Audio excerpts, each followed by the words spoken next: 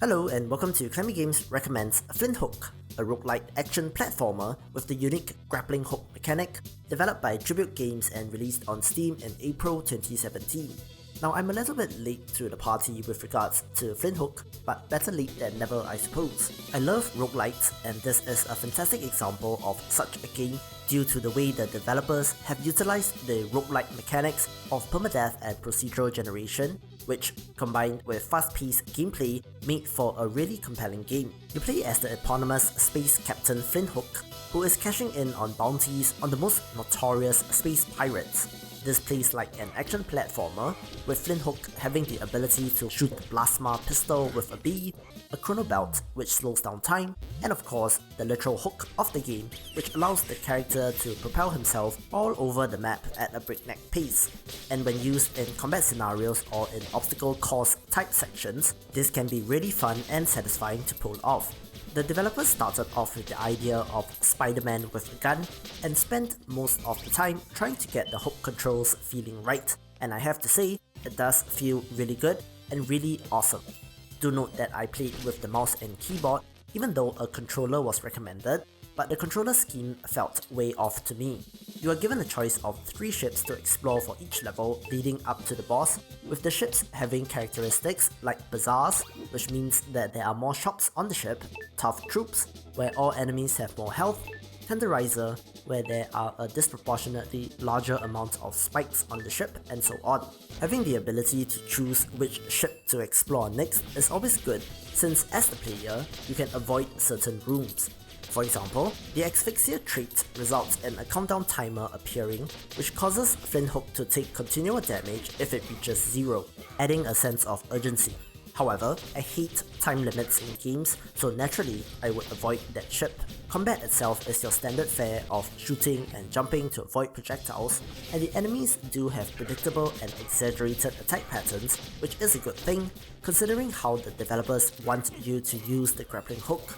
There are battle arenas where wave after wave of enemies spawn in, with the reward at the end being a chest which contains gold, health, experience, and possibly upgrades or sub-weapons, which was a throwable bomb by default. Some enemies do have a blue bubble shield around them which you must remove using the grappling hook, while red bubbles are caused by another type of enemy which you have to defeat first to remove the shield. Further on, there is one enemy which is invulnerable unless you slow down time due to a rapidly spinning weapon around it, which I thought was neat. Your objective in each ship is to get to the treasure room, where you will find a space seashell to smash, giving you a ghost gem which you can feed to your compass. After enough of these gems have been obtained, the compass will then point you to the ship of the pirate that you are hunting down, which will be a boss battle. Once you die or defeat the boss, your run is completed, and starting on another bounty is akin to starting a new run, with things such as upgrades purchased using coins or curses being removed. While the gameplay itself is fun, varied, and challenging, I want to talk a little bit about the progression systems here, emphasis on the plural. Firstly, gold is used to purchase healing items and upgrades from the shops, but as mentioned, these are only valid for the run itself. Chests do drop green diamonds representing experience, and this contributes to your overall account level, so to speak.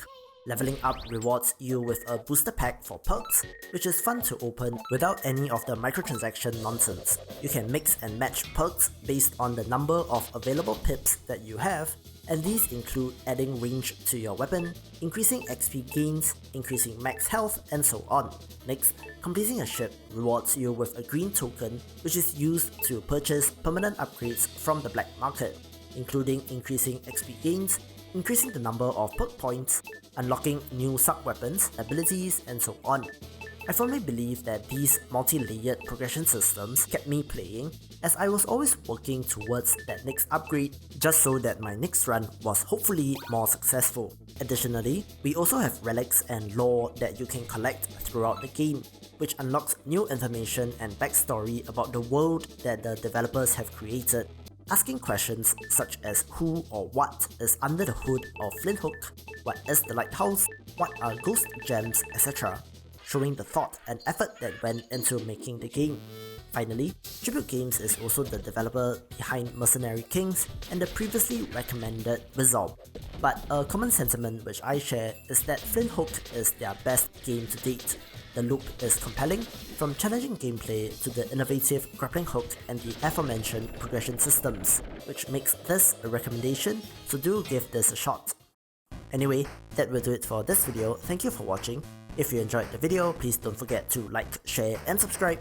Leave a comment if you like. Thanks again, and I will see you in the next video.